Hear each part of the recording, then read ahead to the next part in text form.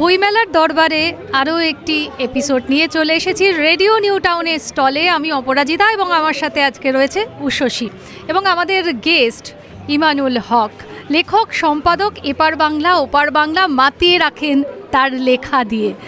Sir, বইমেলা নিয়ে আপনার ভাবনাটা প্রথমে জিজ্ঞেস করব।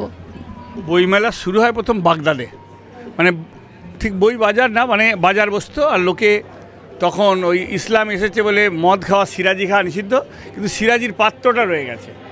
আর নারীর বদলে সঙ্গী এসেছে তরুণরা, সাকি মানে হচ্ছে পুরুষ। তো কিন্তু সারাদিন ধরে ওই যে বহেস আলোচনা চলছে, তর্ক চলছে বইকে ঘিরে, এবং ওখানেই বইয়ের বাজার প্রথম করে উঠলো। এবং এই যে তখন পুঁথি বিক্রি হতো অনেক দামে, এবং এটা নিয়ে ওরহান পামুকের বিখ্যাত উপন্যাস আছে যে সেই পুঁথি পাওয়ার জন্যে কি খুন খারাপি চলে, পুঁথির দখল পাওয়ার জন্যে কি পরিমাণ সংগ্রাম, এবং একজন সম্রাট বা রাজা বা বাদশাহ তার কৌলিন্য বিচার হতো তার কিন্তু শুধু এলাকা দিয়ে না, তার কত বড় গ্রন্থাগার আছে, তার লাইব্রেরি আছে, এবং সেই লাইব্রেরিতে কী কী আছে পুঁথি তার উপর নির্ভর করতো। তো এখন এই গর্বটা বইমেলা ফিরিয়ে দেয় যে আমার বাড়িতে অনেক বই আছে, অনেক বউ আছে, তো লোকে বলতে পারবে না তো অনেক বই আছে, এটা একটা গর্বের। এবং একটা বই মানে একটা নতুন চিন্তা, একটা ভাবনা, একটা পদক্ষেপ। একটা মানুষ মানে অনেক চিন্তা, কিন্তু একটা বই মানে নতুন চিন্তা। এবং আমি তো যখন আমার বাড়িতে থাকি, এই হাজার দশেক বই আছে, তখন মনে হয় আমি কত জানি, আর বই মেলায় মনে হয় আমি কিছু জানি না, কত বই আমার নেই।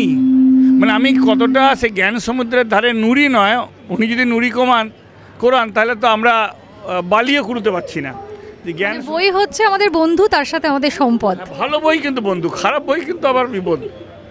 মানে ভালো বই হচ্ছে বন্ধু, এবং বইমেলা খারাপ হচ্ছে বন্ধুর পথে নিয়ে যাবে, জীবনকে বন্ধুর করে তুলবে। এবং বইমেলা তখন এবং এখন এই ব্যাপারটা যদি একটু বলে। বইমেলা বলতে আমার স্মৃতি কলকাতা বইমেলার সঙ্গে 1982, তখন আমি ওই দশম শ্রেণী উত্তীর্ণ, আর প্রথম বইমেলা দেখা বর্ধমানে। তো সেখানে একটা স্মৃতি ছিল এক ধরনের। কিন্তু কলকাতা বইমেলার যে চরিত্র কালকে খুব ভালো বলছিলেন সত্যম রায়চৌধুরী, যে ওখানে এই বইমেলাটা খুব সাজানো গোছানো ঝকঝকে দারুণ, এবং এখন তো খুব সুন্দর হয়েছে। কিন্তু একটা অভাব বোধ করি যে এখানে সেখানে বসে কিছু মানুষ গান গাইতো গিটার বাজিয়ে, সেইটা একটু কমে গেছে। ওইটা ওখানে ধুলো ছিল, কিন্তু একটা কথা ছিল যদি প্রেম পাই তবে ধুলো খাই, তো আমরা যদি গান পাই তবে ধুলো খাই।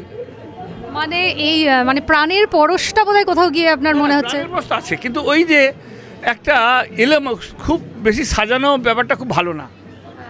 জীবন যদি খুব সাজানো হয় না, জানবেন জীবন সর্বনাশ হয়ে গেছে, প্রেম চলে গেছে। যখন স্বামী স্ত্রীর ঝগড়া হচ্ছে না বা প্রেমিক প্রেমিকার ঝগড়া হচ্ছে না, তখন পর্যন্ত প্রেম আর নাই। তো তেমনি ওই যে একটা এলোমেলো ব্যাপার, কিন্তু ওই যে বলা হয় অযত্ন সাজে সেজেছে সযত্ন প্রয়াসে। এই যে অযত্ন সাজের মানে আমি চাই যে এই ওই শিল্পীরা একদিকে গান ছবি আঁকছেন, গান গাইছেন, বা আরেকটা জিনিস আমি খুব অভাব বোধ করছি, সেটা হচ্ছে এইটা যে আগে আমিও করেছি কলকাতা বইমেলায়, যে 5 টাকার বই বের করেছিলাম। সেই 5 টাকার বই বিক্রি করে আমরা 75 টাকা, আমরা দুজন ছিলাম, 75 টাকার বিক্রি হলে আমরা বিক্রি করতাম না। কেন? আমাদের দিনের টাকা উঠে গেছে।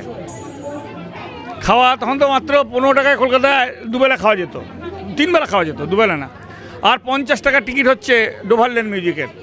তো রাতে তো আর থাকা যাবে না কোথাও, তাহলে কোথায় থাকবো? তো রাতে বেলা ডোভারল্যান্ড মিউজিক কনফারেন্স। এই যে বইমেলা চলছে অনেক দিন পর, আবার ডোভারল্যান্ডের সঙ্গে বইমেলা মিলল। আমার ধারণা আরও কিছুজন পাওয়া যাবে এরকম লোক যারা এই বইমেলা এবং ডোভারল্যান্ড দুটো একসঙ্গে করবেন।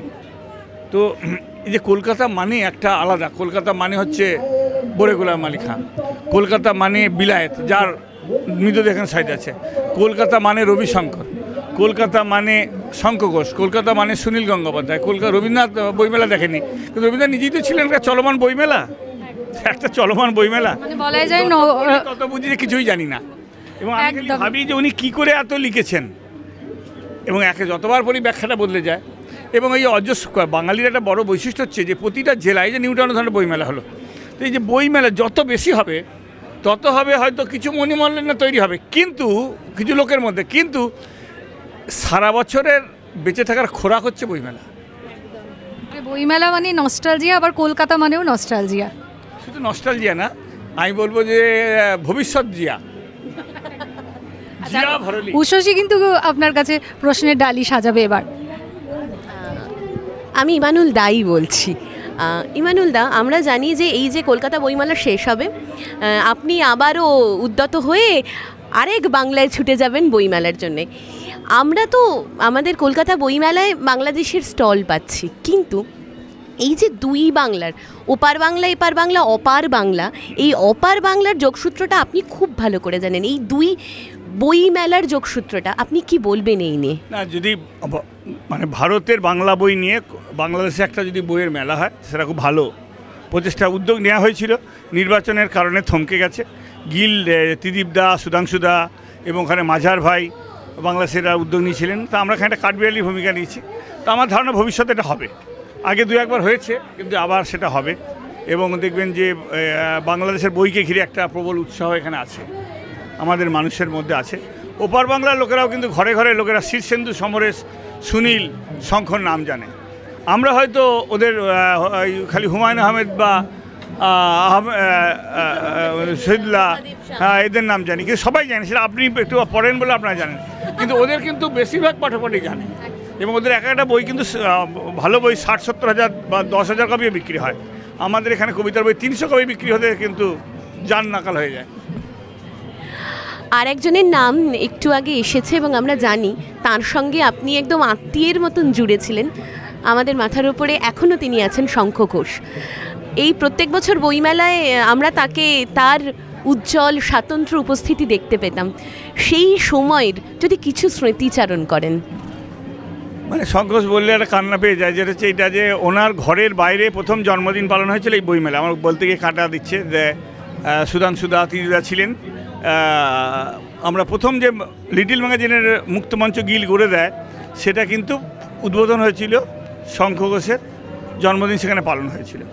এবং শঙ্খ ঘোষের জন্মদিন এলে আমরা একটা মানিকতলা খালপাড়ে 20 জন বাচ্চাকে নিয়ে শুরু করেছিলাম। 231 জন বাচ্চা, তাদের নিয়ে আমরা একটা চড়ুই ভাতি করি। এবং স্যারের বাড়িটা ছিল একটা কলকাতার শেষ সামাজিক বাড়ি, যেখানে নানা মতের, নানা বিশ্বাসের, নানা ধরনের, হয়তো পরস্পরকে ছুরি কাঁচি নয়, নখ দিয়ে কেটে ফেলবে এমনিতে, কিন্তু উনি থাকাতে একটা ভদ্রতার মুখোশ পরে অন্তত ঘুরতে হতো।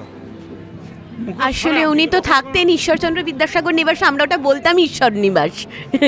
আমি হয়তো ঈশ্বরে সেভাবে বিশ্বাস আমার নেই, কিন্তু আমার কাছে কবিতার ঈশ্বর ওই রকম বড় কবি আমি জানি না আসবেন কি না, কিন্তু এরকম বড় মানুষ আমি মনে হয় না আর আমরা পাবো। ওই রকম প্রত্যেকের, তুমিও উচ্চশীল খেয়াল করেছো, প্রত্যেকের কীভাবে খেয়াল রাখতেন যে এই মানুষটা এসছেন, এবং ওনার কাছে প্রত্যেকেই ছিল সমান এবং স্বতন্ত্র। এইটা একটা বিরল বিষয়। আপনাদের ধন্যবাদ। রেডিও নিউ টাউনকে একসময় আমি ওই শহরের প্রথম বাসিন্দা ছিলাম, তো সেই জন্য আমার আরও ভালো লাগছে। আপনাকেও অশেষ ধন্যবাদ আমাদের এই ক্ষুদ্র রেডিও নিউ টাউনের স্টলে আসার জন্য। আপনার আশীর্বাদ যেন থাকে আমাদের ওপর, এবং প্রত্যেকটা এপিসোডে আমরা চেষ্টা করছি আপনাদের প্রিয় কবি, সম্পাদক সকলকে তুলে ধরার। বইমেলার দরবারের পরের এপিসোড নিয়ে আবারও ফিরব আমরা। চোখ রাখুন আমাদের ইউটিউব চ্যানেলটিতে। নমস্কার।